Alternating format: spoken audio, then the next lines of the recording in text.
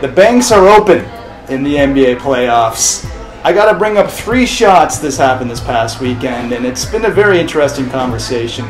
Let's start with Friday night. Paul Pierce, the arch nemesis of the Toronto Raptors and seemingly now the Atlanta Hawks, hit a last-second buzzer beater against the Hawks to take the lead in that series.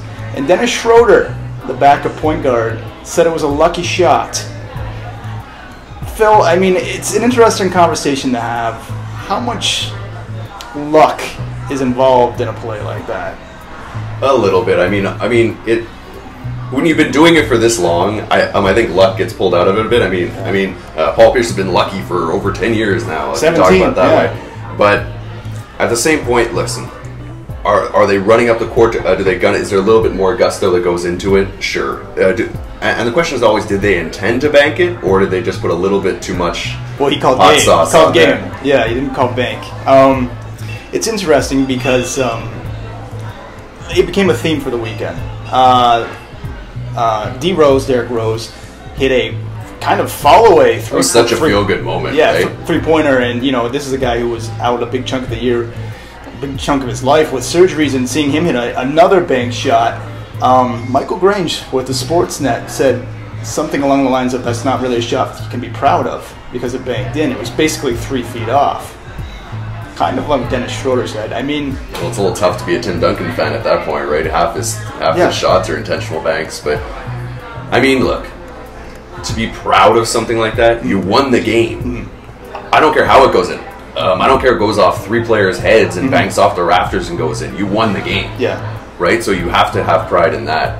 And he should have pride in having the confidence to take that shot. Like, I think it would be like right after his MVP year, would Derrick Rose have had the confidence to take a 3-point shot? He really has worked on his 3-point game in the various off seasons. He beat Golden State with a shot like that, too. Absolutely. And when he was a rookie, his long-distance shot was nothing to be proud of, and he's really worked on that game. I don't know. I think you should still be proud. I think Derrick Rose is in this weird spot right now where he's the leader, but kind of not the leader because he's still coming back, and he's finding this awkward spot, but he's playing great team ball. How can you not be proud to win? I'll bring up a situation. This was in the Olympics, I don't know, 4, 5, 6 years ago, and I think it was ice skating, where there was 4 guys skating for the finale, and 3 guys kind of tripped over each other, fell down. The guy in 4th slot won the gold medal. People were like, well, he doesn't deserve it. And I'm like, you know what? The guy trained his butt off for years. That's how the cookie crumbles in sports. He showed up.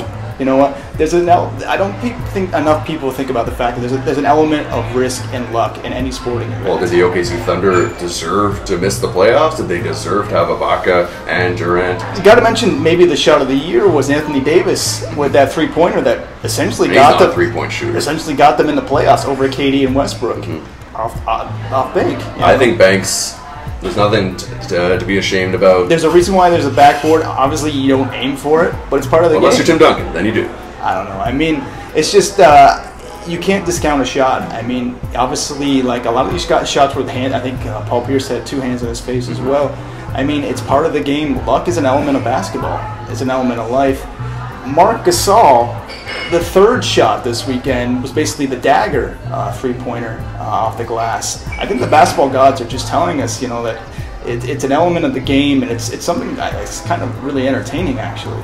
I don't know. It's fun because as a fan, you're like every millisecond is like a minute, right? In those last couple seconds, and you see it bank off, and you're like, no, it's long. Oh, boom! It's like, I don't know. It's kind of almost more exciting, right? Yeah. Because if it just swishes, like, he got it. It's a Kyle Korver gimme. Yeah. But with shots like that, it looks like he misses it, but then it goes in, and it's just it feels like there's more of the game than just talent. There's a little bit of a basketball godness kind of thing going on. Yeah, and it's an element of surprise too. Yeah, it's kind of like the monster coming out of the corner of the screen. You don't see it coming. I don't think Derrick Rose is going to lose too much sleep off it being a bank shot, let's be honest here. I mean, sometimes, the basketball gods take away your skill set. Sometimes they give you a bank shot. That's what makes the game really interesting. Absolutely.